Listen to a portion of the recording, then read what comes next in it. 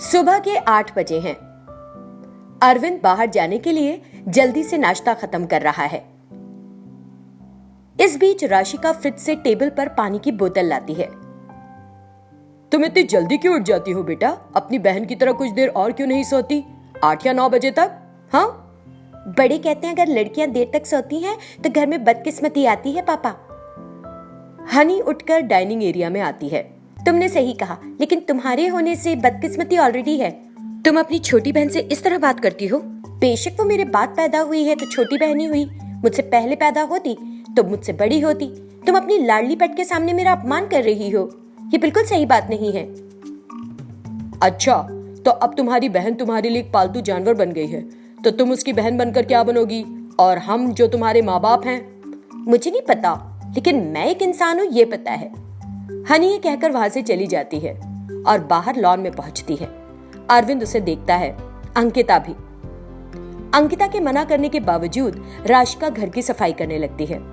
इसी बीच लॉन में बैठने की चाहत रखने वाली हनी को कुर्सी नहीं दिखती और गुस्से में चिल्लाती है, राशिका, राशिका! बहन की चीख सुनकर राशिका लॉन में दौड़ती है।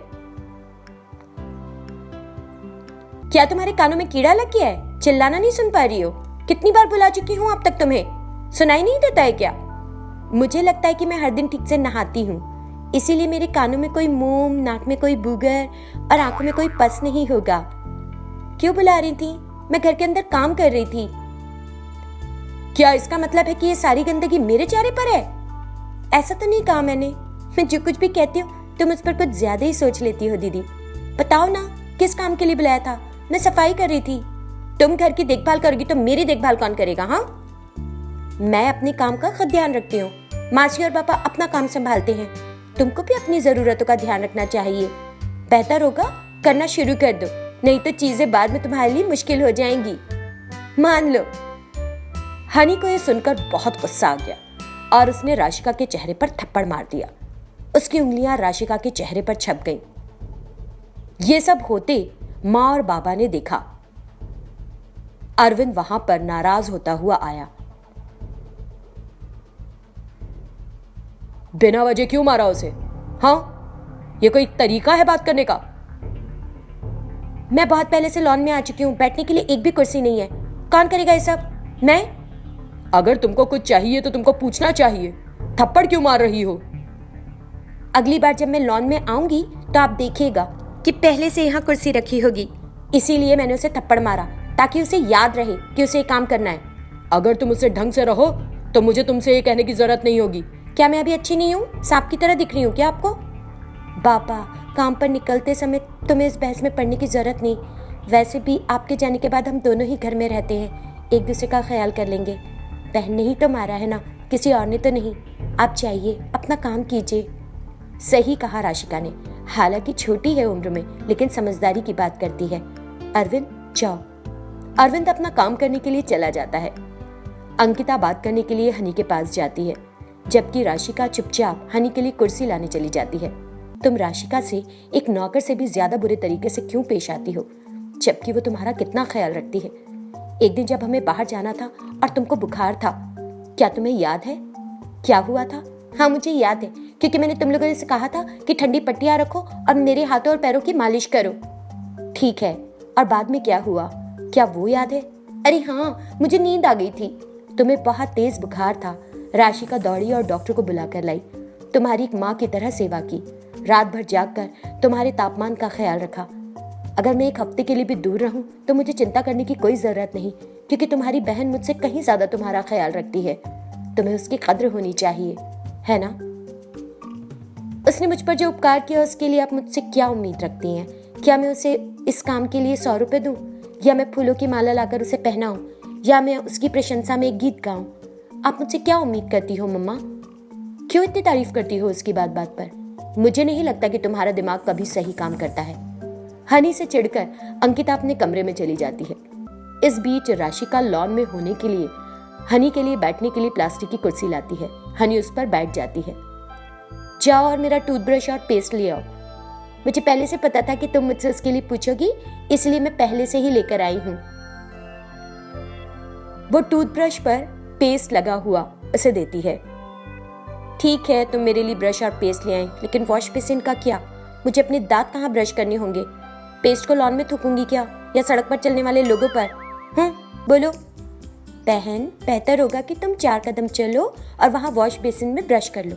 इस तरह आलसी होगी तो तुम्हारे लिए परेशानी का कारण बनेगा बाद में। अच्छा बताओ, क्या मैं 4 कदम में बेसिन तक पहुंच जाऊंगी? वो वॉश बेसिन की तरफ देखती है जो 4 कदम से जरा ज्यादा दूरी पर था। मुझे लगता है वहां पहुंचने में 10 कदम लगेंगे। क्या होगा अगर मैं 10 कदमों में नहीं पहुंची? मुझे नहीं लगता कि तुम 10 कदम चलकर भी पहुंच पाओगी। ठीक ठीक बताओ, क्या मैं वहां 10 कदम में चलकर पहुंच जाऊंगी या नहीं? तुम उस तक पहुंच पाती हो या नहीं, ये तो तुम पर निर्भर करता है दीदी, जिसे वहां तक पहुंचना है। जाओ, मेरे लिए बहुत गर्म दूध और तौलिया ले आओ। तुम्हें क्या चाहिए, दूध या तौलिया? मुझे बहुत गर्म दूध चाहिए, दूध से भाप निकलती दिखनी चाहिए।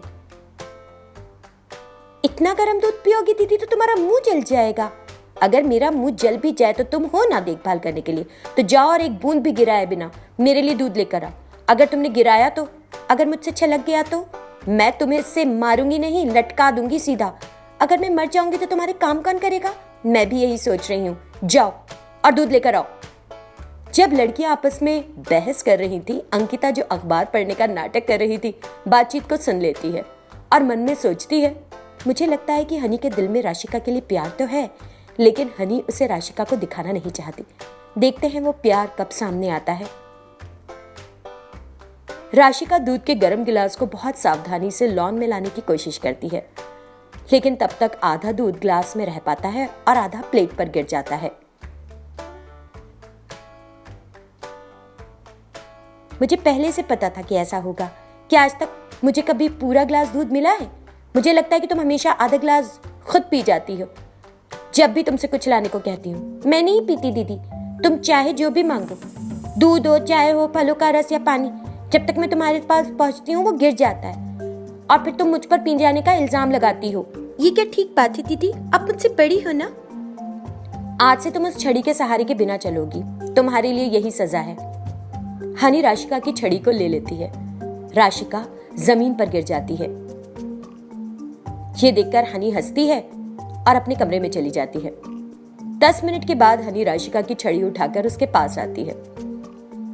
इस बीच राशिका बड़ी मुश्किल से खड़े होने की कोशिश करती है। अंकिता जो अपने कमरे से हनी को निकलते हुए देखती है, उससे पूछती है, हनी कहाँ जा रही थी? मैं और राशिका दोनों पासी नदी के पास हो रहे बोटिंग फंक्शन को देखने के लिए जाना चाहते हैं। जाए माँ, क्या कहती हो? ठीक है, लेकिन एक दूसरे का ख्याल रखना।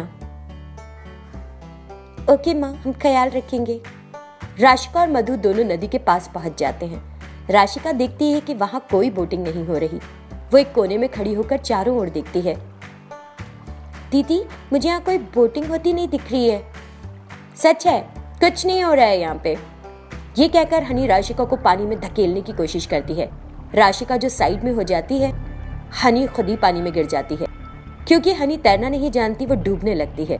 ये देखकर राशिका भी पानी में कूद जाती है और अपने हाथों से हनी को कसकर पकड़ लेती है और अपनी छड़ी के सहारे किनारे पर तैरती हुई आती है।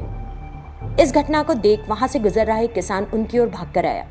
राशिका उसके हाथ से फोन लेती है और तुरंत 108 डायल करती है। एक एम्बुलेंस आती है और हनी को पास के अस्पताल में ले जाती है।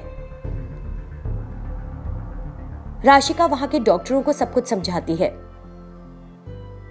डॉक्टर हनी का इलाज करते हैं। राशिका घर पर फोन कर देती है और जल्द ही परिवार अस्पताल पहुंच जाता है। हनी अपनी आंखें खोलने की कोशिश करती है। तुम दोनों को नदी किनारे नहीं जाना चाहिए था। राशिका की वजह से आज तुम जिंदा हो। अगर वो वहां नहीं होती तो मुझे सोचने से भी डर लगता है कि क्या हो जाता। हनी को अपनी गलती का एहसास होता है। I am so sorry Rashika, मुझे माफ कर दो। राशिका और अंकिता उसे देखकर मुस्कुराती हैं और तब से बहनें एक साथ प्यार और खुशी से रहने लगती हैं।